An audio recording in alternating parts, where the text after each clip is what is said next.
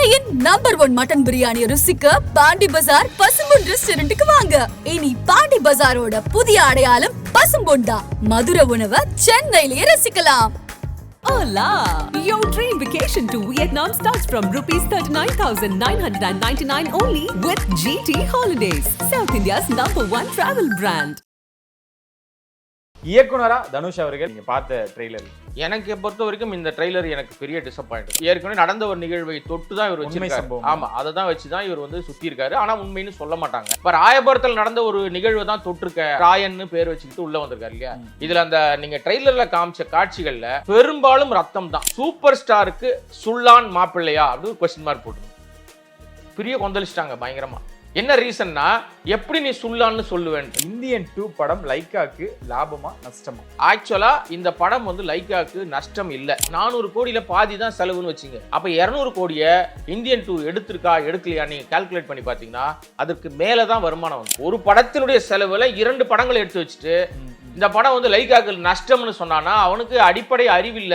Calendar சாங்னால இந்த படத்துக்கு என்ன பலன் ஒரு விளக்கணையும் கிடையாது. அதை நீங்க தமிழ் வார்த்தைகளை சொல்றோம் அப்படின்னு சொல்லி அதுக்கு பயங்கரமான வார்த்தைகள்லாம் போட்டு நாங்க பாட்டு பண்றோம்ட்டு ஏன் பார்ட் 2 ஓடலன்னு இந்தியன் 2 ஓடலன்னு வருத்தப்படாதீங்க. என்கிட்ட ஒரு கதை இருக்கு. அரண்மனை 5 நான் இந்தியன் 3 மாத்தி எடுத்து கொடுக்குறேன். சுந்தர்சி வெயிட் பண்றாரு. முக்கிய நிலையை உடனுக்குடன் குறிஞ்சி வேலைக்கு தெரிஞ்சுக்கல ஆதன் சினிமா டவுன்லோட் பண்ணுங்க. டிஸ்கிரிப்ஷன்ல லிங்க் இருக்கு. ஆதன் சினிமா அனைவருக்கும் ஒரு பெரிய வணக்கம் அண்ட் வெல்கம் டு ஷோ. இன்னைக்கு நம்ம கூட கோடாங்க இணைஞ்சிருக்காங்க. சினிமா சார்ந்த விஷயங்கள் நிறைய பேச போறோம். அண்ணா வணக்கம். வணக்கம். எப்படி இருக்கீங்க? நல்லா இருக்கேன் ராஜா. சரி, இப்போ இந்தியன் 2 படம் பற்றின விமர்சனங்கள் நீங்களும் பார்த்துருப்பீங்க சமூக வலைத்தளங்களில். ஒரு பக்கம் பாசிட்டிவாகவும் ஒரு பக்கம் நெகட்டிவாகவும். படம் ஃபிளாப். படத்தோட வசூல் ரொம்ப என்ன சொன்னீங்க? படம் ஃபிளாப். படத்தோட வசூல் ரொம்ப அடிபட்டிருக்கு. படம் போட்ட காசு கூட எடுக்கல. படத்தால லைக்காக்கு மிகப்பெரிய ஒரு அடி அப்படின்லாம் சொல்றாங்க. எதுன நம்புறது எது நம்ப கூடாது? இந்தியன் 2 படம் லைக்காக்கு லாபமா நஷ்டமா? இல்ல, ஆக்சுவலா இந்த ஒப்பீடே இந்த மாதிரி ஒரு கான்வர்சேஷன் வருதே ஃபர்ஸ்ட் தப்பு. அவங்க ரொம்ப கிளவரா ஒரு வேலை பார்த்துருக்காங்க. என்னன்னா படம் வந்து கலவையான விமர்சனம், அதுல மாற்று கருத்து இல்லை. நானும் வந்து படம் பார்த்தேன், நீங்களும் பார்த்துருப்பீங்க. படம் ஆடியன்ஸ் நிறைய படம் பார்த்துருக்காங்க. எல்லாமே பொதுவெளியில இன்னைக்கு வந்து அந்த படத்தை பத்தி நிறைய விஷயங்கள் சொல்லிட்டு இருக்காங்க. ஆனா படம் கலவையான விமர்சனம் எதை வச்சு? கதையினுடைய கதை ஓட்டம் இருக்குல்ல. இந்தியன் வந்து கொண்டாடின அதே மக்கள் தான் இந்தியன் 2 வந்து கலவையான விமர்சனங்களுக்குள்ள வராங்க. காரணம்னா அவங்க எதிர்பார்க்கிற விஷயங்கள் அதுல இல்லை. அந்த சுவாரஸ்யம், அந்த வேகம், அந்த ஒரு பெரிய ஒரு விஷயங்கள்லாம் இதுல இல்லைன்னு எல்லாரும் சொன்னாங்க. நம்மளும் நிறைய இடங்கள்ல அதை நம்ம குறிப்பிட்டோம். ஆனால் வியாபாரம்னு ஒரு விஷயம் இருக்குல்ல. வியாபாரம்னு வரும்போது இப்ப நீங்க அது ஃபிளாப் அந்த படம் அப்படின்னு பேசுற ஆட்கள்லாம் யாருன்னு எனக்கு தெரியல. ஆக்சுவலா இந்த படம் வந்து லைக்காக்கு நஷ்டம் இல்லை. ஓகே, லாபம். இந்த படம் லாபம் தான் அவங்களுக்கு. எந்த வகையில? அதுதான் சொல்ல வரேன் நான். என்னன்னா இந்த படம் வந்து பார்ட் 2. ஆனா பார்ட் 2 எடுத்து முடிக்கிறதுக்குள்ளேயே பார்ட் 3 எடுத்து ஓரம் கட்டி வச்சுட்டாங்க. பார்ட் 3 ரெடியா இருக்குது. இப்ப இவங்க செலவு, மொத்த செலவே அதிகபட்ச செலவு. இப்ப 250 கோடி ரூபாய் பட்ஜெட்ல இந்த படத்தை ஆரம்பிச்சாங்கன்னு வச்சுங்களேன் உதாரணத்துக்கு. ஏன்னா ஆக்சுவல் பட்ஜெட் வந்து உங்களுக்கும் தெரியாது, எனக்கும் தெரியாது. லைக்கா நிறுவனத்துக்கு மட்டும்தான் தெரியும். அதுக்கப்புறம் இப்ப கூட வந்து அட்ஜாயினிங்கா உள்ள வந்த ரெட் ஜெயண்ட்டுக்கு தெரியும். அப்படி முழு தயாரிப்பு செலவு தெரிய வாய்ப்பு இல்லை. இந்த பிரச்சனைக்கு அப்புறமா தான் ரெட் ஜெயின் உள்ள வந்தாங்க. இந்த படம் 250 கோடி ரூபாய் செலவுல ஆரம்பிக்கப்பட்ட படம். அப்புறம் பல தடைகள், பல பிரச்சனை, கொரோனாவுடைய தாக்கம், பல வருஷம் பெண்டிங் ஆகி போச்சு. அப்புறம் அதுல பெரிய ஆக்சிடென்ட், அதுல பெரிய இழப்பு, நிறைய பேர் இறந்து போயிட்டாங்க. இப்படி பல விஷயங்கள்லாம் தாண்டி இந்த படம் வந்து கிட்டத்தட்ட ஒரு 5 வருஷத்துக்கு தாண்டிடுச்சு. 6 வருஷம் ஆயிடுச்சுன்னு வச்சுங்களேன். அப்ப 6 வருஷத்துக்கு அப்புறமா ஒரு படம் வந்து திரும்பி இது இனிமே வராது, அவ்வளவுதான், இது க்ளோஸ், முடிஞ்சுது அப்படின்னு தான் ஒரு காலகட்டத்தில் எல்லாரும் சொல்லிட்டு இருந்தாங்க. ஆனா இந்த படத்தை எப்படி கொண்டு வந்தே தீரணும்னு சொல்லி ரொம்ப தீவிரமா இருந்தது வந்து சங்கர், தீவிரமா இருந்து கமலஹாசன். லைக்கா மாதிரி ஒரு நிறுவனம் இல்லைன்னா இந்த படம் வந்திருக்காது டெஃபினட்டாவே. ஏன்னா அவங்களுக்கு வந்து இந்தியாவை தாண்டி உலகம் முழுக்க அவங்க பிசினஸ் வச்சிருக்காங்க. எல்லா நாடுகளிலும் அவங்களுக்கான வேற பிசினஸ், வெறும் சினிமா மட்டும் இல்லை. அப்பார்ட் ஃப்ரம் சினிமா லைக்கா வந்து ஏதோ டிபார்ட்மெண்ட்ல அவங்க இருக்காங்க, வருமானத்தை பார்த்துட்டு இருக்காங்க. ஸோ அப்படிப்பட்டவங்களுக்கு இங்கே ஒரு பிரச்சனைகள், சட்ட சிக்கல்லாம் வருது. காசுனால மட்டும் இல்லை, வெறும் ஃபைனான்ஸ் கிரைசஸ் வந்துச்சு, ஃபினான்ஷியல் கிரைசஸில் மாட்டிக்கிட்டாங்க லைக்கான்றது இவங்க ஏற்றி விட்ட விஷயம். அதுவும் உண்மை இல்லை. நிறைய பேருக்கு அது வந்து சும்மா ஏதோ அள்ளி விட்டுருக்காங்க, விடாமுயற்சி, அந்த பிரச்சனையாகி போச்சு, காசு இல்லாத நின்று போச்சு. அப்படி இருந்தால் கூட அவர்களுக்கு வெளிநாட்டிலேருந்து இங்கே காசு கொண்டு வரதில் நிறைய சிக்கல் இருக்குது. காசு அங்கே இருக்குது, அங்கே எடுத்துகிட்டு வரதில் நிறைய சிக்கல். அதனால தான் ஃபினான்ஷியல் கிரைசஸ் இங்கே கடன் வாங்க ஆரம்பிச்சாங்க. இங்க ஃபைனான்ஸ் கொடுக்குற ஆட்கள்கிட்டலாம் கடன் வாங்கினாங்க. நிறைய படங்கள் நம்ம பார்த்தோம். இந்த படத்தை பொறுத்த வரைக்கும் உங்க ஆரம்பிச்ச அந்த தொகைக்குள்ள முடிக்கணும்னா முடிக்க முடியாம போனதுக்கு பல்வேறு காரணங்கள், கால நேர அந்த டைமிங் வந்து வேஸ்ட் ஆனது, அந்த இழப்புகள், பிரச்சனைகள், ஒவ்வொன்றும் ஒவ்வொரு விஷயங்கள் வந்துகிட்டே இருந்ததுனால அடுத்தடுத்த கட்டம் வந்து இதுல வந்து நிறைய கிராஃபிக்ஸ் ஒர்க், சிஜி ஒர்க் நிறைய இருந்துச்சு. சாதாரணமா சிஜி ஒர்க் பண்ணாலே வந்து அதுவும் பிரம்மாண்டம் காட்டக்கூடிய இயக்குனர் டைம் ஆக ஆக டைம் பீரியட் தாண்டுச்சுனாவே போட்ட பட்ஜெட்டை எகிறதான் செய்யும். இப்போ நமக்கு தெரிஞ்சு கிட்டத்தட்ட அது வந்து ஒரு 350-400 கோடி ரூபாய் கிட்டத்தட்ட நெருங்கிருச்சுன்னு தான் சொன்னாங்க. இதோட காஸ்ட் ஓகே, செலவு ஓகே. ஆனா என்ன ஒரு பெரிய பிளஸ் பாயிண்ட் அப்படின்னா, இவங்க பண்ண ஒரு விஷயம் இருக்குல்ல, இப்ப பண்ணிட்டு இருக்கும் போதே அந்த படத்தை அவங்க போட்டு பார்க்கும்போது படம் அருமையா வந்துருச்சு. ஆனா இந்தியன் 1க்கும் இப்ப நம்ம எடுத்து ஃபைனல் பண்ணி வச்சிருக்கிற விஷயத்துக்கும் வந்து ஏதோ ஒரு நெருடல் உள்ளுக்குள்ள இருந்ததுனாலதான் இதை வந்து பார்ட் 3 கொண்டு போயிடலாம், 2 நம்ம திருப்பி நம்ம 2க்கு ஒரு வேலை பார்ப்போம், மாடர்னைஸ்டா இருக்கிற விஷயங்கள்லாம் வச்சு ஒரு 2 முடிச்சிருவோம்னு சொல்லி அவசர கதியில பண்ணாங்களா என்னெல்லாம் தெரியாது. நல்ல ஒரு பெரிய நல்ல ஒரு அறுசுவை உணவு கொடுக்கணும்னு ட்ரை பண்ணிட்டு பதார்த்தங்கள்லாம் வெட்டி வச்சுட்டு சரியான முறையில் அதை வந்து குக் பண்ணாம விட்டதனுடைய விளைவு பல பேர் அதை இயக்கி இருக்காங்க. ஏன்னா வெறும் இந்த இந்தியன் 2வோட விஷயம் வந்து சங்கர் மட்டுமே டைரக்ட் பண்ணல, அவருடைய உதவியாளர்கள்லாம் பல டைரக்ட் பண்ணியிருக்காங்க. பளிச்சுன்னு தெரியும், நீங்க படம் பார்த்தாலே நிறைய தெரியும் உங்களுக்கு. இதோட விளைவு தான் இந்தியன் 2வோட இந்த கலவையான விமர்சனத்துக்கு காரணம்.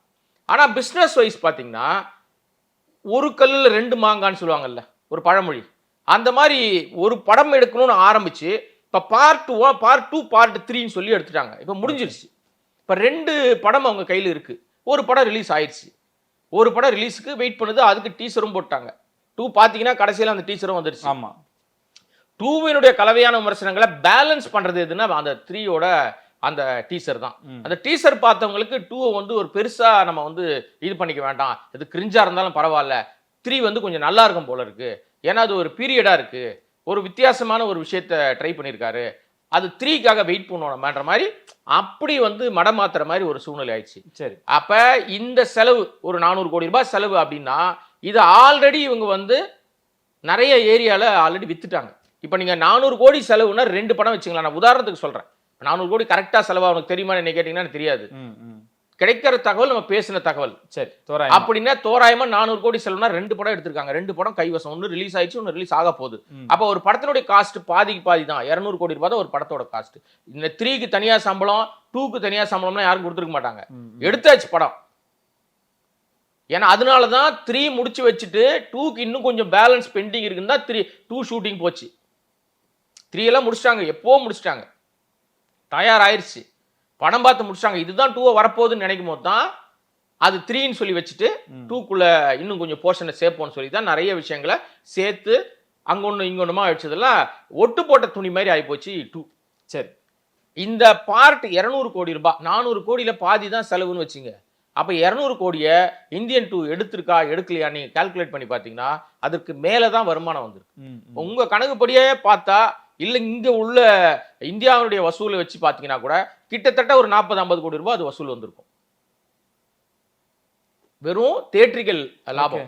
இதை தாண்டி ஓடிடி இருக்கு, இதை தாண்டி வந்து சேட்டலைட் இருக்கு, இது அதர் லாங்குவேஜ் இருக்கு, மற்ற விஷயங்கள் இருக்கு, எஃப்எம்எஸ் இருக்கு, பல விஷயங்கள் இருக்கு, அதுல ஆடியோ ரைட்ஸ் இருக்கு. இது எல்லாமே சேர்ந்தா 200 கோடி எடுக்க முடியாதா? தாராளம் எடுத்துடலாம், அவங்களுக்கு எந்த நஷ்டமும் கிடையாது. இப்போ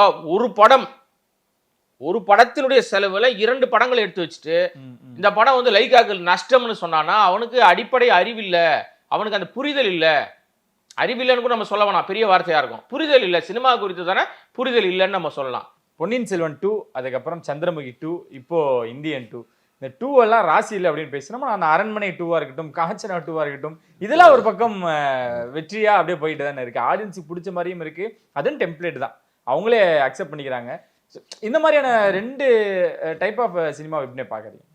அதாவது நீங்க கற்பனைக்கு எட்டாத விஷயத்த சொல்லும் போது அதுல இன்னொரு விஷயம் என்ன இருக்குன்னா, நீங்க வந்து நேரடியா ஒரு களத்துக்குள்ள வர அரசியல் ரீதியா ஒரு அரசியல் தலைவரை இமிட்டேட் பண்ற மாதிரியோ, இல்லைன்னா வந்து ஒரு சமூகத்துல நல்ல மாதிரி காமிக்கிற ஒரு ஆளை இமிட்டேட் பண்ற மாதிரியோ, இல்ல சாமியார்களை இமிட்டேட் பண்ற மாதிரியோ கதைகள்லாம் எடுக்கிறாங்கன்னு வச்சுங்களேன், அதெல்லாம் பெரும்பாலும் தோத்துரும், ஜெயிக்காது. ஆனா கற்பனையே இப்ப நீங்க பேய் பார்த்திருக்கீங்களா? இல்ல, பார்த்தது இல்ல. பேய்னா நமக்கு வந்து ஒரு சின்ன வயசுல பயம் இருக்கும். ஆனா அந்த பயம்ன்றது இப்ப வந்து நிஜமா இருக்கா இல்லையானதெல்லாம் யாருக்கும் தெரியாது. உளவியல் ரீதியாக ஒரு விஷயத்தை யாராலும் கணிக்க முடியாது. ஆனா அதை உங்களை தொட்டு உங்களோட சேர்ந்து உணர்வு ரீதியா வந்து ஃபைனல் டிஸ்டிங்ஷனா ஒரு படம். ஆமா, இன்னைக்கு வரைக்கும் பார்ட் 2 எத்தனையோ 6 வரைக்கும் போயிடுச்சு. கற்பனைக்கு எட்டாத ஒரு விஷயத்த பயங்கரமா அது வந்து ஒரு காட்சி நமக்கு வந்துகிட்டே இருக்கும்போது பாத்தீங்கன்னா நம்ம பக்கத்துல யாரும் நிக்கிற மாதிரி தோணும். அப்ப அந்த படங்களுடைய தாக்கம் ஏன் அவ்வளவு தூரம் பெரிய விஷயமா இருக்குன்னா, நமக்கு எட்டாத ஒரு விஷயம், பேய்ன்ற ஒரு விஷயம் இருக்கா இல்லையானே தெரியாது. அந்த சூட்சமத்தை அழகா வந்து நீங்க சொல்ற காஞ்சனாவா இருக்கட்டும், நீங்க சொல்ற அரண்மனையா இருக்கட்டும், சுந்தர்சியா இருக்கட்டும், நம்ம லாரன்ஸா இருக்கட்டும், இவங்கெல்லாம் வந்து மக்களுக்கு எது பயத்தை ஏற்படுத்துமோ, எது வந்து நகைச்சுவை வருமோ, அதை அவங்க பேய்க்கு கொண்டு வந்து சிரிக்க வைக்கிற ஒரு சூட்சம் இருக்குல்ல, அது லாரன்ஸ் கிட்டேயும் இருக்கு, சுந்தர்சி கிட்டேயும் இருக்கு. அதே நேரத்தில் சுந்தர்சி கிட்ட அடிஷனல் ஒரு குவாலிஃபிகேஷன் என்னன்னா, சுந்தர்சி மாதிரி நடிகைகளுடைய ஆடைகளை உருவ முடியாது. தப்பா நினைக்காதீங்கப்பா, ஆடை குறைப்பான ஒரு காட்சி, அந்த கவர்ச்சி கிளாமர், நீங்க வேற எதுவும் தப்பா நினைச்சிடாதீங்க. நல்ல இயக்குனர் அதுல. ஏன்னா அரண்மனைன்னு ஒரு பேய் படம் போட்டுட்டு 4 அரண்மனை பேய் 4 போட்டாரு, சூப்பர் டூப்பர் ஹிட்டா அந்த படம் வந்துருச்சு. படம் பார்க்குற வரைக்கும் யாருக்கும் எந்த கிளாமர் விஷயமும் தோணல, எல்லாம் முடிஞ்சிருச்சு. முடிஞ்ச பிறகு டைட்டில் போட்ட பிறகு ஒரு பாட்டு போட்டாரு பாருங்க, அதுக்கு ஒரு ஆடியன்ஸ் தனியா இருக்கா, ரிப்பீட் ஆடியன்ஸ் போறான். இதுதான் சூட்சமோ. இப்ப நீங்க வந்து நாங்களும் தான் பயங்கர கிளாமர் காமிக்கிறோம், நாங்க தான் பயங்கரமா கேலண்டர் சாங் போடுறோம்னு இந்தியன் 2ல ஒரு சாங் வச்சிருக்காங்க. யாராவது அந்த சாங் கேட்க முடியுதா? பார்க்க முடிஞ்சு சொல்றேன் விஷுவலா. அதாவது விஷுவல் ட்ரீட் மட்டும் இல்லம்மா, நீங்க அந்த அந்த அந்த நேரத்தில் உங்களை ஆட வைக்கணும். அந்த நேரத்தில் உங்களை வந்து நீங்க போய் அதுக்குள்ள வந்து கனெக்ட் ஆகணும். அந்நியப்பட்டு இருக்குல்ல. இப்ப நீங்க அவர் ஆசைப்பட்டது முன்னாடி நிறைய படங்கள் எடுக்கும் போது அந்த இடத்துல போய் ஷூட் பண்ணணும்னு ஆசைப்பட்டார் நம்ம இயக்குனர் சங்கர். அவர் இப்ப போய் ஷூட் பண்ண இடம் இருக்குல்ல, ரொம்ப காஸ்ட்லியான இடம். ஆனா எல்லா படத்துக்கும் அந்த விமர்சனம் வச்சுட்டு தானே இருக்காங்க, எங்கெங்க போகணும்னு நினைக்கிறாங்களோ அதெல்லாம் கொண்டு போயிட்டு இந்த படத்துல கொண்டு போய் அதை ஷூட் பண்ணிட்டு, அந்த ஷூட் கேலண்டர் சாங்னால இந்த படத்துக்கு என்ன பலன் ஒரு விளக்கணையும் கிடையாது. லாஜிக் ஏதாவது இருக்காதுல. அதை நீங்க தமிழ் வார்த்தைகளை சொல்றோம் அப்படின்னு சொல்லி அதுக்கு பயங்கரமான வார்த்தைகள்லாம் போட்டு நாங்க பாட்டு பண்றோம்ட்டு, ஒரு தமிழனுடைய தொன்மை, ஒரு அழகு, ஒரு மிகப்பெரிய ஒரு விஷயத்த ஆபாசமா நீங்க அரைகுறை ஆடை போட்டு ஒரு 2 பீஸ் ட்ரெஸ்ஸை போட்டு ஆட விடுறதுல நீங்க அங்க என்ன பெருசா நீங்க காட்டிட போறீங்க? பல விஷயங்கள் இருக்கு, வியாபார ரீதியான விஷயங்கள் வச்சுங்களேன், அதுல எதுவும் பலன் இல்லையே. இவங்க ஏன் பார்ட் 2 ஜெயிக்குதுன்னா, ஆடியன்ஸோட ஆடியன்ஸா இவங்க என்ன தோணுமோ அதை கொடுக்குறாங்க. கேலண்டர் சாங் அந்நியப்பட்டிருக்கு. நீங்க அதுவே வந்து அச்சச்சோ சாங் வந்து கூட சேர்ந்து ஆடுறாங்க. இதுதான் டிஃபரன்ஸ். ஒரு நீங்க கேட்டதுனால ஒரு டெம்ப்ளேட் ஒன்று பார்த்தேன் நான், எனக்கு பயங்கர நகைச்சுவையா இருந்துச்சு. நிஜமா தான் அது. ரொம்ப கவலைப்படாதீங்கப்பா, நீங்க ஏன் பார்ட் 2 ஓடலன்னு, இந்தியன் 2 ஓடலன்னு வருத்தப்படாதீங்க. எங்கிட்ட ஒரு கதை இருக்கு, ஒன்றும் கவலைப்படாதீங்க. அரண்மனை 5 நான் இந்தியன் 3 மாத்தி எடுத்து கொடுக்குறேன், சுந்தர்சி வெயிட் பண்றாரு அப்படின்னு. ஏன்னா ஜெயிக்க வைக்கிற சூட்சம் இருக்குல்ல, ஆடியன்ஸ்க்கு நீங்க வந்து சி சென்டர் ஆடியன்ஸ் வந்து ஏ சென்டர் வரைக்கும் எல்லாருக்கும் என்ன வேணுமோ அதை கொடுக்கறதுக்கு ஒரு சின்ன சின்ன விஷயங்களை. இப்ப காஞ்சனா சொல்றீங்க, நீங்க காஞ்சனா வர்றதுக்கு முன்னாடி காஞ்சனான்னு ஒரு விஷயம் யாருக்காவது தெரியுமா? ஆனா அவரு ஆக்சுவலா காஞ்சனாவை எப்படி எடுக்க வந்தாரு, முனி எடுத்து ஜெயிச்சாரு. ஆமா, முனிக்கு அப்புறம் முனி 2 போடல, காஞ்சனான்னு வந்துட்டாரு. காஞ்சனாவுடைய மேனரிசம் அதுக்கோட விஷயங்கள்லாம் மாறினவுடனே அப்ப இந்த ஜானர்லயே நம்ம போலான்னு காஞ்சனா 1, 2, 3ன்னு 4 வரைக்கும் வந்துட்டாரு போல இருக்கு. ஆடியன்ஸ்க்கு என்ன வேணுமோ அதை கொடுத்தா ஆடியன்ஸ் ஏத்துப்பாங்க. அங்க நீங்க தனியா நீங்க அந்நியப்படுறீங்க, நான் வேற மாதிரி இருக்கேன், பிரம்மாண்டம் காமிக்கிறேன். இப்ப அவர் பாடல் காட்சியெல்லாம் அவர் அடிச்சுக்க முடியாது சங்கர் அவர்களை. இப்ப நீங்க வந்து அந்த கதற விடுறோம் சாங்ல ஒரு காட்சி இருக்கு, எல்லா டிஷர்ட் போட்டு சிகப்பு கலர் டிஷர்ட் போட்டு ஒரு பெரிய கேலரியில உட்கார வச்சு ஆட வைக்கிறாங்க. எங்க பார்த்தாலும் கண்ணுக்கு நிறைஞ்சு கிட்டத்தட்ட எப்படியும் ஒரு 1000 பேராவது இருந்திருப்பாங்க போல இருக்கு, அவ்வளவு பேர் இருந்திருக்காங்க. பட் அந்த சாங் வரக்கூடிய அந்த நிமிடங்கள் பார்த்தீங்கன்னா ஒரு 3 நிமிஷம் 2.5 நிமிஷம் தான் வருது. அந்த காட்சி வர பார்த்தீங்கன்னா ஒரு இவ்வளோ செகண்ட்ஸ் தான் வரும். அதற்கு அவ்வளோ பிரம்மாண்ட செலவுகள்லாம் வைக்கிறாங்கல்ல. ஆனால் செலவு பண்ணுறதுனால மட்டுமே ஒரு படம் வந்து, அதுவும் இந்த மாதிரி வந்து ஒரு பாடல் காட்சினால மட்டும் படம் ஓடிடுமானா ஓடாது. சரக்கு இருக்கணும். திரைக்கதையில் அவ்வளவு பலவீனமான திரைக்கதை. ஓகே, ஆனால் லாபம்ன்றது தொழில் ரீதியாக அவங்க வந்து போட்ட காசு. பார்ட் 3 வராமல் இருந்தா நீங்கள் சொல்கிற விஷயத்தில் ஆமாங்க, அது அவங்க லைக்காக்கு வந்து நஷ்டம்னு சொல்லிருக்கலாம். ஒரு ப்ராடக்ட் சும்மாவே கிடைச்சிருக்க, எக்ஸ்ட்ரா போனஸ் தான், அடிஷனல் தான் அவங்களுக்கு. புரியுது. ராயன் ட்ரெய்லரும் ரிலீஸ் ஆயிருந்தது, 26ஆம் தேதி தியேட்டருக்கு வரப்போறாரு. ட்ரெய்லர் எப்படின்னு இருந்தது? இயக்குனரா தனுஷ் அவர்கள் அவரோட மோட்டிவ் அப்படின்றது எப்படி இருந்தது நீங்க பார்த்த ட்ரெய்லர்ல? எனக்கு பொறுத்த வரைக்கும் இந்த ட்ரெய்லர் எனக்கு பெரிய டிசப்பாயிண்ட் தான். ஆமாமா. ஏன்னா நான் வந்து தனுஷ் கிட்ட எதிர்பார்க்குற விஷயம் வேற. ஏன்னா ஒரு பவர் பாண்டின்னு ஒரு படம் பண்ணியிருந்தார். அதில் அவ்வளோ யதார்த்தமான ஒரு விஷயத்தை கொண்டு போயிருந்தார். சரி. இப்போ தனுஷ் வந்து இந்த இந்த விஷயத்தை பொறுத்த வரைக்கும் இப்போ ஒரு படம் பண்ணியிருக்காருல்ல ராயன். ஆமா. நம்ம தான் ஏற்கனவே ராயன்ற பேரையே சொல்லியிருந்தோம் முன்னாடி, ஞாபகம் இருக்கா உங்களுக்கு? இது வந்து முழுக்க முழுக்க வயலன்ஸ் மட்டுமே அவர் வந்து கையில் எடுத்திருக்காரு. சரி. இன்னைக்கு தமிழ் படங்களை எடுத்தாலே கத்தி எடுத்து வெட்டினாதான், ரத்தம் ஓடினாதான், ரத்தம் பீறிட்டாதான், அதை பார்க்குற ஆடியன்ஸை மிரட்டுற மாதிரி பல விஷயங்கள் வச்சு அதான் படம் ஓடிடும்னு யாரோ ஒருத்தர் ஆழ் மனசுல எல்லா இயக்குனர் மத்தியிலும் உள்ள பூந்து சொல்லிட்டாங்க போல இருக்கு. அதனால கண்ணா அப்படின்னு அவங்க வந்து வெட்டி சாய்க்க ஆரம்பிச்சிட்டாங்க. திருமண பக்கம்லாம் இப்போ நீங்கள் வந்து சென்சார் போனால் ஏ சர்டிஃபிகேட் கண்ணை மூடிட்டு ஏ சர்டிஃபிகேட் வாங்கணும்னா நமக்கு பெரிய மெரிட் கிடைக்குதுன்னு நினைக்கிறாங்க. இது வரைக்கும் இந்த படத்தை தயாரித்த சன் பிக்சர்ஸ் நிறுவனம் அவங்க எவ்வளோ படங்கள் தயாரிச்சிருக்காங்க, முதல் முறையாக ஏ சர்டிஃபிகேட் வாங்கியிருக்காங்க. இந்த வயலன்ஸ் மூலமா இந்த சமூகத்துக்கோ இல்லை இந்த வயலன்ஸ் மூலமா இந்த இளைய சமுதாயத்துக்கோ தனுஷ் மாதிரி நடிகர்கள் என்ன சொல்ல வராங்கன்னு எனக்கு தெரியல. இப்ப நான் என்னை சொன்னீங்கன்னா பூமரங்கள்னு சொல்லிட்டு போயிடுவான். நான் அதை பத்தி வருத்தப்பட போறதே கிடையாது. ஆனா தனுஷ் வந்து போராடி வந்திருக்காரு. அவர் பர்சனல் லைஃப் விட்டுருங்க, எனக்கு அதுல பயங்கர முரண் இருக்கு, அதனால அதை ஓரமா வச்சிருவோம். ஆனா அவருடைய திரை வாழ்க்கையில மிகப்பெரிய போராட்டத்துக்கு அப்புறம் இந்த இடத்துல வந்து உட்கார்ந்துருக்காரு. மாற்றமே கிடையாது. தன்னை வந்து செதுக்கிட்டாரு, தனக்கு தானே செய்துக்கிட்டு. அப்பா வந்து இயக்குனராக இருக்கட்டும், அண்ணன் பெரிய இயக்குனராக இருக்கட்டும், எல்லாரும் எப்படி வேணா இருந்துட்டு போட்டோம். ஆனா தனக்குன்னு ஒரு பாதையை தேர்ந்தெடுத்து அதுக்குள்ள போயிட்டு படிப்படியா ஒரு வளர்ந்து ஒரு நடிகராக இருந்து, இவெல்லாம் ஒரு நடிகனா நாக்குப்பூச்சி மாதிரி இருக்கான்னு திட்டினதெல்லாம் உண்டு. என்ன எல்லாம் ஆடுறான், இதெல்லாம் ஒரு ஆளா, இவன்லாம் எங்கே தேர போறான்னு சொல்லிட்டு இவன் வந்து கிளாமர் நடிகர் அப்படின்னு சொல்லி அப்படி வந்து படிப்படியா கலவையான விமர்சனங்களை சந்திச்சு இன்னைக்கு வந்து இயக்குனர்கள்ல மிகச்சிறந்த இயக்குனர் நானே டைரக்ட் பண்ணி நானே நடிப்பேன் அப்படின்னு ஒரு 50 படத்தை தொடுவது அப்படின்னு இருக்குல்ல. அந்த 50வது படத்தை நான் ஒரு பிரம்மாண்ட நிறுவனத்துக்கு தயாரிச்சு கொடுப்பேன், ஃபர்ஸ்ட் காப்பி அடிப்படையில் நானே இயக்குவேன், நானே அதில் நடிப்பேன் அப்படின்றது இருக்குல்ல, அது பெரிய பேர் தான், மாற்றமே இல்லை. ஆனால் இதை யதார்த்தமான கதையோடு டிராவல் பண்ணியிருந்தாருன்னா இந்த கதையில் என்ன சொல்லியிருக்காருன்னு நமக்கு தெரியாது. ஆனால் தனக்கு ஏற்கனவே வடசென்னைன்னு ஒரு படத்தில் வடசென்னை மக்கள்கிட்ட ஒரு பெரிய அதிருப்தியை பெற்றிருக்கிறார். அது இன்ன வரைக்கும் ஓடிட்டு இருக்காது. அந்த மக்களுக்கு நான் அப்படி இல்லை, நான் வந்து கரெக்டாக இருக்கேன்னு காமிக்கிறதுக்காக நான் வேறு ஒரு படம் பண்ணுறேன், இப்போ ராயபுரத்தில் நடந்த ஒரு நிகழ்வு தான் தொட்டிருக்கேன் அப்படின்ற மாதிரி ஒரு விஷயத்தை வச்சு ராயன்னு பேர் வச்சுக்கிட்டு உள்ள வந்திருக்காரு இல்லையா. இதுல அந்த நீங்க ட்ரெய்லர்ல காமிச்ச காட்சிகள்ல பெரும்பாலும் ரத்தம் தான். அவ்வளவு கொடூரமான ஒரு விஷயங்களை சொல்வதனால இன்னைக்கு எங்க திருமண பக்கம்லாம் எல்லாரும் கத்தி எடுத்து தூக்க ஆரம்பிச்சிட்டாங்க. அப்ப திரைப்படங்களும் இப்படியே காட்ட ஆரம்பிச்சா வேற நல்ல கதையே இல்லையா உங்களுக்கு?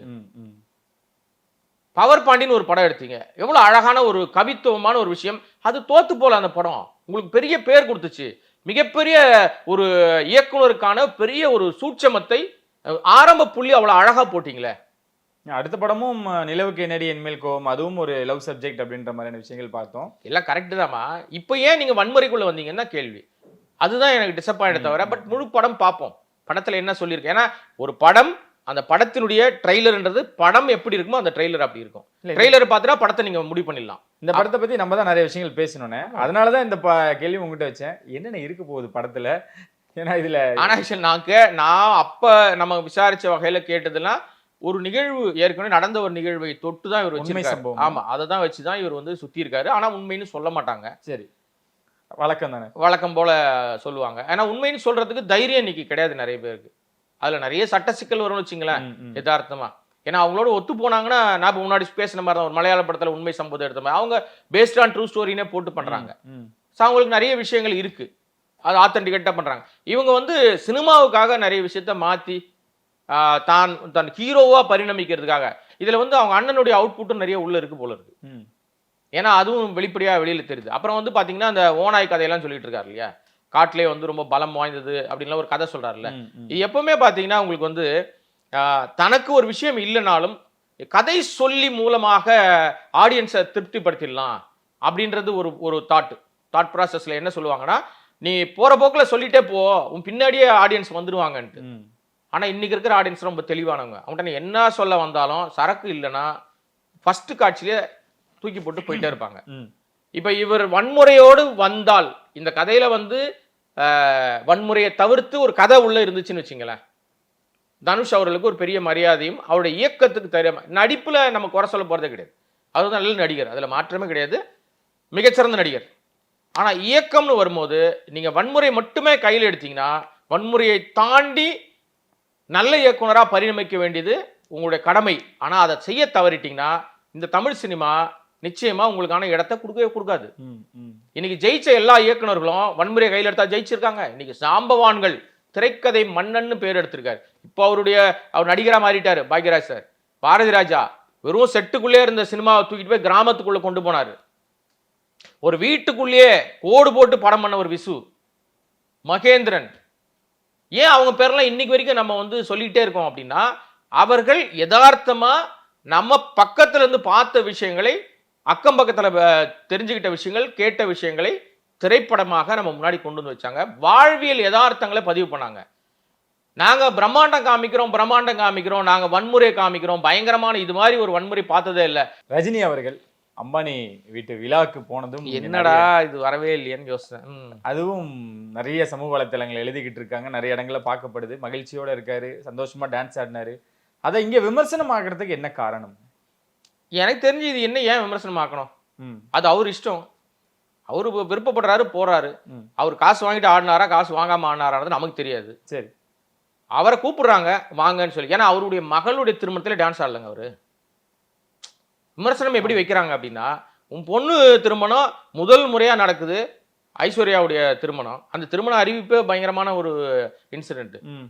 என்னன்னா நம்ம வந்து இப்போ அந்த பிரிவி தியேட்டர் பேர் மாறிடுச்சு, வள்ளுவர் கோட்டம் பக்கத்துல தான் இருக்கு. அங்கதான் அறிவிக்கிறாரு தனுஷ், ராயனுடைய இயக்குனர் நடிகர் இருக்காருல்ல, அவர் வந்து அறிவிக்கிறாரு. அப்ப நான் ஒரு பிரபல நாளிதழில் செய்தியாளராக இருக்கேன். சரி, அங்க செய்தியாளருக்கு முன்னாடி அவர் திடீர்னு ஒரு பத்திரிகையாளர், அவசர பத்திரிகையாளர் சந்திப்புன்னு சொல்லி கூப்பிட்டாங்க. நாங்க போயிருந்தோம். அவரு தான் அறிவிக்கிறார், நான் வந்து திருமணம் செஞ்சுக்க போறேன். ஓ சூப்பர், அருமை அப்படின்னு. உடனே நான் திருமணம் செஞ்சுக்க போற பொண்ணு வந்து யார் தெரியுமா அப்படின்னு சொல்லிட்டு ரஜினிகாந்த் அவர்களுடைய, சூப்பர் ஸ்டார் ரஜினிகாந்தோடைய மூத்த மகள் ஐஸ்வர்யான்றாரு. அப்ப வந்து அவர்கிட்ட கேள்வி கேட்ட ஒரு சில பத்திரிகையாளர்கள் நானும் ஒருத்தன். நாங்க என்ன கேட்டோம் அப்படின்னா, இது ரஜினிகாந்த் அவருடைய, உங்க திருமணம் நீங்க அறிவிக்கிறீங்க, சந்தோஷம், அதெல்லாம் ஒன்றும் பிரச்சனை கிடையாது. சூப்பர் ஸ்டார்னு நீங்களே தான் சொல்றீங்க. சூப்பர் ஸ்டார் என்பது மிகப்பெரிய பேர். இன்னைக்கு தமிழ் சினிமாவே, இந்திய சினிமாவே கொண்டாடக்கூடிய ஒரு மனிதரா ரஜினிகாந்த் இருக்காரு. அவருடைய மகள் திருமணம், அப்ப முறைப்படி அந்த திருமணம் நடப்பதாக இருந்தால், பெரியவர்கள் பார்த்து அந்த திருமணம் நடப்பதாக, ஏன்னா அதுதான் சொன்னார் இவர், பெரியவங்க பார்த்து தான் இந்த திருமணம் நடக்குதுன்ற மாதிரி சொன்னார். அப்படி நடப்பதாக இருந்தால் அறிவிப்பு அவர் தானே சொல்லியிருக்கணும். நீ ஏன் சொல்றன்னா பேட்டியை முடிச்சுட்டு போயிட்டார் கோச்சிட்டு. அதே விஷயத்த அப்ப நான் பணியாற்றிய அந்த நாளிதழில் 8 கால செய்தி போட்டிருந்தோம். அது நாளிதழில் வேலை செய்யறவங்களுக்கு தெரியும் காலம்னா என்னன்றது, பேனர் செய்தி. அதுல என்ன போட்டிருந்தோம்னா, சூப்பர் ஸ்டாருக்கு சுல்லான் மாப்பிள்ளையா அப்படின்னு ஒரு கொஸ்டின் மார்க் போட்டிருந்தோம். பெரிய கொந்தளிச்சிட்டாங்க பயங்கரமா. என்ன ரீசன்னா, எப்படி நீ சுல்லான்னு சொல்லுவேன்ட்டு. ஏங்க அவர் அப்ப நடிச்சிருந்தாருங்க ஒரு படம் சுல்லான்னு, அதனால அவர் தான் மாப்பிள்ளையா அப்படின்னு ஒரு கொஸ்டின் மார்க் போட்டிருந்தோம் ஆச்சரியக்குறியோட. அது பெரிய விமர்சனமாச்சு. அதுக்கப்புறம் ரஜினிகாந்த் அவர்கள் அதே தியேட்டருக்கு வேறொரு படம் பார்க்க வராரு. அங்கேயே நாங்க போயிருந்தோம். இப்ப இருக்க மாதிரி சோசியல் மீடியாலாம் அப்ப கிடையாது, ஒரு சில நண்பர்கள் மட்டும்தான் இருப்பாங்க. அப்ப அவர்கிட்ட ஒரு கேள்வியை கேட்டோம், சார் இது உங்களுக்கு விருப்பப்பட்டு நீங்க மனமொத்து சந்தோஷமா ஒத்துக்கிட்டு தான் அந்த திருமணம் நடக்குதா அப்படின்னு கேட்டோம். எந்த கேள்விக்கும் பதில் சொல்லாம அவர் கிளம்பிட்டார், கார் ஏறி போயிட்டார், கிளம்பிட்டார்.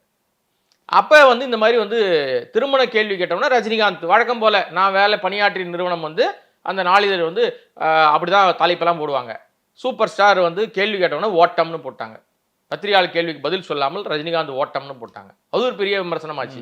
எதுக்கு இதை சொல்ல வர அப்படின்னா, இப்படி அவருடைய மகள் திருமணத்திலேயே அவர் ஹாப்பியா இருந்தாரா இல்லையான்ற கேள்விகள்லாம் அப்ப வந்துச்சு. ஆனா இப்போ ஒரு திருமணத்துக்கு போறாரு, ஒரு விருந்தாளியா, அவர் வந்து ஒரு கெஸ்ட் கூப்பிடுறாங்க. இவர் மாதிரி இந்தியா முழுக்க இருக்கிற, உலகம் முழுக்க இருக்கிற பெரிய பெரிய பணக்காரங்களாம் வந்தாங்க, உயர் பொறுப்புல இருக்கிறவங்களாம் வந்தாங்க. அவர் போறாரு, ஒரு டான்ஸ் ஆடுறாரு. அந்த மாதிரி டான்ஸ் நீங்க பார்த்துருக்கவே மாட்டீங்க.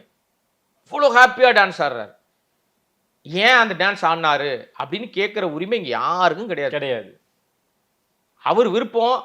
அவர் காசு வாங்கிட்டு ஆடினாரா காசு வாங்காம ஆடினாரா தெரியாது. அவர் ஏன் அந்த டான்ஸ் ஆனாரு, அதன் பின்னாடி என்ன நடந்துச்சு அதுவும் தெரியாது. ரைட்டுங்களா? இப்ப ரஜினிகாந்த்னா அவர் என்ன பண்ணாலும் அதுல குறை கண்டுபிடிக்கணும்னு நினைக்கிற ஆட்கள் இருக்காங்கல்ல, அவங்கள நம்ம ஒன்றும் சொல்லவும் முடியாது. இப்போ என்னை பொறுத்த வரைக்கும் நான் எப்பவுமே சொல்றது தான், ரஜினிகாந்த் ஒரு படம் நடிச்சிருக்காரு 3 முகம், அவருக்கு ஒரு 3 முகம் இருக்குப்பா. ஒரு பர்சனல் முகம் ஒன்று இருக்கு. இந்த முகத்தை குறித்து கேள்வி கேட்குற உரிமை எவனுக்கும் கிடையாது. பர்சனல் முகம். அவருக்கு ஒரு அரசியல் முகம் ஒன்று இருக்கு. அந்த அரசியல் முகம் கண்டிப்பா கேள்வி கேட்க வேண்டிய ஒரு விஷயம். அதை கேட்கலாம், நம்ம எல்லா ரைட் இருக்கு. அதே மாதிரி சினிமா முகம் ஒன்று இருக்கு. சினிமா முகத்திலையும் ஏகப்பட்ட கேள்வி தனி மனித விமர்சனம் இல்லாம கேட்கலாம். அவர் ஒரு படம் வருது, அந்த படத்துல அவர் சரியா நடிக்கல, இல்ல அவர் ஓவர் ஆக்டிங்கு, இல்ல சூப்பர் நடிச்சிருக்காரு, எப்படி வேணா நம்ம பேசலாம். இப்ப இது ஒரு தனி மனித ஒரு விருப்பத்தோடு அவர் போயிருக்காரு. அங்க விமர்சனம் பண்றதுக்கு எந்த ரைட்டும் உனக்கு இல்லை. இப்ப ரஜினிகாந்த் கூப்பிட்ட மாதிரி எத்தனையோ பேர் இங்க கூப்பிட்டாங்க. பல பேர் போனாங்க, பல பேர் போல. போனவர்கள்லாம் வெளியில தெரியல. காய்ச்சம்பரம் கல்லடி படம் தான் செய்யும். அப்ப ரஜினி இப்ப நம்ம சொன்னோம்னா டே ரஜினியோட ஆள்ரா இவன் அப்படின்னு சொல்லுவாங்க. நான் அதுக்காக வருத்தப்பட போறதே கிடையாது. சரி, இருக்கிற யதார்த்தத்தை சொல்றேன். கூலி படத்துலயும் ஹீரோவும் அவரே வில்லனும் அவரே அந்த மாதிரி நாங்க கேள்விப்படுறோம். ஏன் பெரிய பெரிய நடிகர்கள் பேர்லாம் கேள்விப்பட்டோம். சல்மான் கான், ஷாருக் கான் எல்லாம் கேள்விப்பட்டோம். யாருமே இல்லையா, இல்ல இருக்காங்களா? அந்த மாதிரி ஏதாவது சஸ்பென்ஸ் இருக்க வாய்ப்புகள் இருக்கா? எனக்கு தெரியல. அப்படி ஒருவேளை நீங்க சொல்ற மாதிரி அது இருக்கும் பட்சத்துல நிச்சயமா இந்த படம் வந்து ரஜினிகாந்த் அவர்களுக்கு பெரிய டிசப்பாயிண்டா தான் இருக்கும். ஏன்னு டெஃபினட்டா இப்போ ஆடியன்ஸ் வந்து ரசிக்கிறதெல்லாம் வேற மாதிரி ரசிக்கிறாங்கம்மா. வெரைட்டி கொடுக்கலன்னா எப்பேற்பட்ட நடிகரா இருந்தாலும் அந்த படத்தை தூக்கி ஓர வச்சிடறாங்க. புதுமைகளை புகுத்தாத பட்சத்துல, கற்பனைக்கு எட்டாத விஷயத்த சொன்னாதான். இப்ப அவர் வந்து வில்லனா நடிக்கிறாரு, அவரே ஹீரோவா நடிக்கிறாரு அப்படின்னா வேற அங்க ஆளே இல்லையா அப்படின்னு ஒரு கேள்வி வரும் இல்லையா? அப்ப தமிழ் சினிமாவை தாண்டி, தமிழ் சினிமாவில் அப்படி ஆள் இல்லை, சரி இந்திய சினிமாவில் யாராவது எடுத்துட்டு வரலாம், அங்கே யாருமே இல்லை. நானே அப்ப இப்ப எல்லா கிராஃப்ட்லையும் அவரே இருந்துக்க வேண்டியது தான். அவரே டான்ஸ் ஆடிக்கணும், அவரே நடிக்கணும், அவரே பாட்டு பாடணும், அவரே எல்லா வேலையும். அவர் ஆல்ரெடி வந்து எல்லாத்தையும் பண்ணவர் தான், பண்ணாதவெல்லாம் கிடையாது. அப்ப இங்க எங்க நமக்கு வந்து இது ஏன் ஒரு டிசப்பாயிண்ட்னு சொல்ல வரேன்னா, நிச்சயமா அந்த இயக்குனர் இருக்காரு இல்லையா, அந்த டைரக்டர் கிட்ட சரக்கு இல்லையோ, வெறும் ரஜினிகாந்தை மட்டுமே மையப்படுத்தி ஒரு கதை பண்றாரோ. ஏன்னா ஏற்கனவே இப்ப அவர் வந்து பண்ண படத்துல ஒன்றும் பெரிய பேர் அவர் கிடைக்கல. சமீபத்தில் ஒரு படம் பிரபல நடிகர் விஜயனுடைய படம் பண்ணி அவருக்கு பெரிய தாக்கம் ஏற்படுத்தல அந்த படம். அப்ப இந்த படத்துல அவர் லைஃப் எப்படி நெல்சனுக்கு ஒரு வாழ்க்கை திரும்ப வந்து கிடைச்சதோ அது மாதிரி இந்த ஒரு வாழ்க்கையை கொடுக்கணும். ரஜினிகாந்த் பிராண்டை மட்டும் வச்சுக்கிட்டு நீங்க சரக்கு கொடுக்கலன்னா டெஃபினட்டா அந்த பிராண்ட் வந்து உங்களுக்கு போகாது, விலை போகாது. இன்னொரு விஷயம், அதுல வந்த அந்த லுக்கெல்லாம் இருக்குல்ல, இவர் ரொம்ப இளமையா காமிக்கிறதுக்குலாம் நிறைய முயற்சிகள் எடுக்கிறாங்க. என்னை பொறுத்த வரைக்கும் அமிதாப் பச்சன் மாதிரி இன்னைக்கு என்ன நீங்க யதார்த்தமா இருக்கீங்களோ அந்த யதார்த்தம் தான் உங்களை ஜெயிக்க வைக்கும்.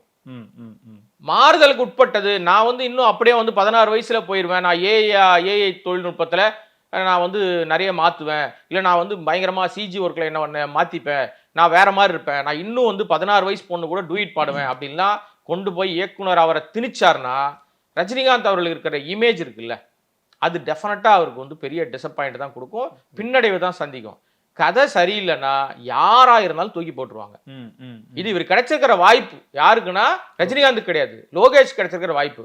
ஒரு சூப்பர் ஸ்டார் அவர் உங்ககிட்ட கிடைச்சிருக்காரு. நல்ல கதையை உருப்படியான கதை பண்ணா லோகேஷ்க்கு மரியாதை மிஞ்சும், இல்லைன்னா கஷ்டம் தான். ஐஸ்வரி கணேஷ், சிம்பு அவர்கள் 2 பேரும் இணைஞ்சி ஒரு படம் பண்ண போறாங்கன்ற ஒரு கேள்விப்பட்டோம். உண்மைங்களா? ஏன்னா ஆல்ரெடி அவங்க 2 பேருக்கும் கருத்து வேறுபாடுகள் இருந்துச்சு. என்னென்ன நடக்க போகுது? இல்ல, ஆக்சுவலா என்னன்னா கருத்து வேறுபாடு சினிமாவில் எல்லாருக்கும் இருக்கும். ஆமா, எல்லா தயாரிப்பாளரும் எல்லா நடிகர்களுக்கும் கட்டி உருளுவாங்க, எல்லாம் நடக்கும். அப்புறம் ஒரு கட்டத்துக்கு மேல இது திரையுலகம் கண்ணாடி மாதிரி திரும்பினீங்கன்னா உங்க மூஞ்சி தெரியும். அப்ப சின்ன வட்டம், யாரும் யாரையும் தாழ்த்தி பேசிட முடியாது, யாரையும் தூக்கி அடிச்சிடவும் முடியாது. எங்கேயோ ஒரு சந்தர்ப்பத்தில் நீங்க சந்திக்க வேண்டிய சூழ்நிலை வரும். அது மாதிரியான சூழ்நிலை தான். இப்ப இவங்க வந்து அந்த வைரஸ் காலகட்டத்துக்கு முன்னாடி கொரோனா குமார் அப்படின்னு ஒரு படம், அது எல்லாருக்கும் தெரிஞ்ச ஒரு விஷயம். அப்ப அவருக்கு வந்து நாங்க பணம் கொடுத்தோம், அவர் சொன்ன டேட்டுக்கு வரல, அதனால எங்களுக்கு லாஸ் அப்படின்னு இந்த தரப்பு, தயாரிப்பாளர் தரப்பு. நான் கொடுத்த டேட்டெல்லாம் யூஸ் பண்ணலன்னு நடிகர் தரப்பு. இதுதான் அவங்களுக்குள்ள முரண். அப்புறம் நான் கொடுத்த காசு அவர் வந்து இல்லவே இல்லைன்னு சொல்லிட்டாரு. அக்கௌண்டபிளா காட்டின காசு தான் கோர்ட்ல வந்து பேசப்படும். அக்கௌண்ட் இல்லாத காசு அப்படின்னா அது நமக்கு தெரியாது, உங்களுக்கு தெரியாது, எனக்கு தெரியாது என்ன பணம் வாங்கினாருன்னு. இது வந்து நீதிமன்றம் வரைக்கும் போயிருச்சு. ஆமா, இப்ப நீங்க யூஸ்வலா சினிமா பஞ்சாயத்துகள் தயாரிப்பாளர் சங்கத்தோட நடிகர் சங்கத்தோட நின்றோம். இங்கேயே பஞ்சாயத்து பண்ணிடுவாங்க. மேக்சிமம் 99% இங்கேயே முடிஞ்சிடும். அதை தாண்டி ஒருத்தர் கோர்ட்டுக்கு போறாருன்னா அவங்க அதுக்கப்புறம் இவங்களுக்கு எனக்கு சம்பந்தம் இல்லை, இனிமேல் நான் என் வழியை பார்த்துக்கிறேன், நீ உன் வழியை பார்த்துக்கோ, சங்கங்கள் கை விட்டுரும். ஆமா, இது மேல உள்ள வரமாட்டோன்ட்டு. அந்த லெவலை தாண்டி தான் அவர் வந்து அங்க போனார் கோர்ட்ல போய் வழக்கம் போட்டாரு. அது ஒரு பக்கம் போயிட்டு இருந்தது. சரி. இப்போ சமீபத்துல சிம்புனுடைய நிறைய மாற்றங்கள், நிறைய விஷயங்கள், அவர் தொடர்ந்து வந்து படங்கள் பண்ணிக்கிட்டு இருக்கிற விஷயம், பெரிய பெரிய படங்கள் அவர் வந்து உள்ள வந்து பண்ணிக்கிட்டு தக் லைஃப்லாம் பார்த்தீங்கன்னா அவருக்கு ஒரு இன்னொரு வாழ்க்கை, அவருக்கான விஷயம். யாருக்கு வாழ்க்கை கொடுக்குதோ இல்லையோ அந்த தக் லைஃப் சிம்புக்கு ஒரு வாழ்க்கை கொடுக்கும். அந்த அளவுக்கு அதுல நிறைய மெனக்கட்டு ஒர்க் பண்ணிட்டு இருக்காரு. பழைய இப்ப எல்லாருக்கும் மாறுதலுக்கு உட்பட்டு தானம்மா. இப்போ நான் முன்ன மாதிரியே இருக்கேன் நான் சொல்ல முடியாது இல்லை. நிறைய அனுபவங்கள், அடி வாங்கினது, துரோகம், நிறைய விஷயம், நிறைய வலி எல்லாத்தையும் தாண்டி இப்போ தனக்கான ஒரு விஷயம், நம்ம இப்படி இருந்தால் தான் இந்த இண்டஸ்ட்ரிக்குள்ள நாம கரெக்டாக ட்ராவல் பண்ண முடியும். நம்ம கூடவே வந்தவர்கள், நமக்கு பின்னாடி வந்தவர்கள்லாம் நம்மளை தாண்டி போயிட்டாங்க, எங்கேயோ போயிட்டாங்க. நாம புறப்பட்ட இடத்துல நிற்கிறோம். ஏன் நிற்கிறோம் அப்படின்றத அவர் வந்து இப்போதான் ரியலைஸ் பண்ண ஆரம்பிச்சிருக்காரு போல இருக்கு. அதன் அடிப்படையில் தான் நிறைய விஷயங்கள் மாறுதலுக்கு உட்பட்டு அவர் வேலையை செய்ய ஆரம்பிச்சிருக்காரு. இந்த மாதிரி மாறும்போது தயாரிப்பாளர்களும் மாறுவாங்கல்ல. சும்மா சண்டை போட்டுட்டே இருக்கனால யாருக்கு என்ன யூஸ்? புரியுது. படம் வெளியில வரணும், நல்லதோ கெட்டதோ ஒரு விஷயம் நடந்துருச்சு, சரி இன்னைக்கு அடுத்து என்ன பண்ணலாம் அப்படின்ற போர்வையில் வரும்போது குறுக்க நிற்கிறது அந்த வழக்கு தான். நீதிமன்றத்தில் வழக்கு இருக்கும்போது எப்படி வந்து ஒரு அண்டர்ஸ்டாண்டிங் வரும்? அப்ப ஈஸியா இறங்கி போகக்கூடிய நபராக மாறிட்டார் ஐசரி கணேஷ். ஓகே. ஏன்னா ஈஸி ஆக்சஸா மாறிட்டாரு சிம்பு. யாரோன்னா எப்போ வேணா போய் பார்க்கலாம். உங்க கதை வச்சிருக்கீங்களா, தாராளமா போய் சொல்லுங்க, பிடிச்சா பண்ண போறாரு. தயாரிப்பாளர் இருக்கா, தாராளமா பண்ணுவார். அவ்வளவுதான். நீங்க பெரிய பிரம்மாண்ட கதை 150 கோடி ரூபாய் 200 கோடி ரூபாய்க்கு தான் நான் கதை பண்ணுவேன் அப்படி சொல்ற ஆள் இல்லை அவர். நம்ம விசாரிக்கிற வகையில கதை நல்லா இருந்ததுன்னா, அந்த கதைக்கு இந்த தொகை தேவைப்படுதுன்னா அதை மட்டும் நீங்க செலவு பண்ணுங்க, எனக்கான சம்பளம் கொடுத்துருங்க. இந்த கதை என்ன தேவைப்படுதோ அதுக்கு காம்ப்ரமைஸ் பண்ணாம செலவு பண்ணுங்க, நான் தேதி தரேன். அப்படி ஒரு சூழ்நிலைக்கு வந்துட்டார் சிம்பு. அந்த அடிப்படையில குறுக்க நின்னது கேஸ். இப்ப கேஸை வித்ரா பண்ணா போய் சிம்புவை போய் வாங்க முடியும்? போட்டவர் ஐசரி கணேஷ். யாருக்கும் தெரியாது. கடந்த வாரம் ஒரு 10 நாளைக்கு முன்னாடி போய் கேஸை வித்ரா பண்ணிட்டு வந்துட்டு இருக்காரு. இது வெளியில எங்கேயும் வெளியில வரல. சரி. வித்ரா பண்ணவர் நேரடி அதுக்கு முன்னாடியே வந்து அவங்களுக்குள்ள ஒரு புரிதல் வந்துருச்சு. 2 பேரும் வந்து பேசிக்கிட்டாங்க. நேருக்கு நேராக ஒருத்தர் 1-to-1 மீட்டிங் நடந்துருச்சு. பெருசா வெளியில தெரியல. அதுக்கு பிற்பாடு போய் கேஸையும் வித்ரா பண்ணிட்டு வந்துட்டு நாம திரும்பியும் ஒரு படம் பண்ணுவோம், எனக்கு ஒரு படம் பண்ணித்தாங்க அப்படின்னு சிம்பு ஓகே. நமக்கு குறுக்க சினிமா தானே, நீ தயாரிப்பாளர், நடிகர், தடையா இருந்த கேஸ் வித்ரா ஆயிடுச்சு, இனி ஒன்றும் பிரச்சனை கிடையாது. ஆனா நான் நீங்க கொடுத்த காசுக்கு நான் ஒரு படம் பண்ணி தரேன். கதைகள் கேட்டு வச்சதுல ஒரு கதை, ஒரு சின்ன பட்ஜெட்ல ஒரு கதை இருக்கு, பிரம்மாண்ட பட்ஜெட்ல ஒரு கதை இருக்கு. ஆனா ஒரு சின்ன கதை உங்களுக்கு இருக்கு, இமீடியட்டா உடனே பண்ணிடலாம். ஏன்னா இப்ப அவர் போயிட்டு இருக்கிற படங்கள் போயிட்டு இருக்கு இல்லையா, இதுக்கு இடையிலேயே வேறு ஒரு படம் வந்து பெரிய பட்ஜெட்ல தயாரா பண்ணலான்னு பிளான்ல இருக்கும்போது இந்த கேப்ல இந்த படத்தை பண்ணி கொடுத்துடலாம். இவருக்கு ஏற்கனவே ஒரு பெண்டிங் வேற இருக்குல்ல, அது ஏன் நம்ம வந்து இழுத்தடிப்பானே, ஒரு தேதியை கொடுத்து ஒரு முடிச்சு விட்டுலான்னு பிளான் பண்ணும்போது அந்த அடிப்படையில் தான் பேச்சுவார்த்தைகள்லாம் போயிட்டு சுமூகமான முடிவு. 2 பேரும் ஐசரிக்கு ஒரு படம் பண்ணி தரேன் மறுபடியும் இவர் ஒத்துக்கிட்டாரு. அந்த அடிப்படையில வந்து நிக்குது இப்ப.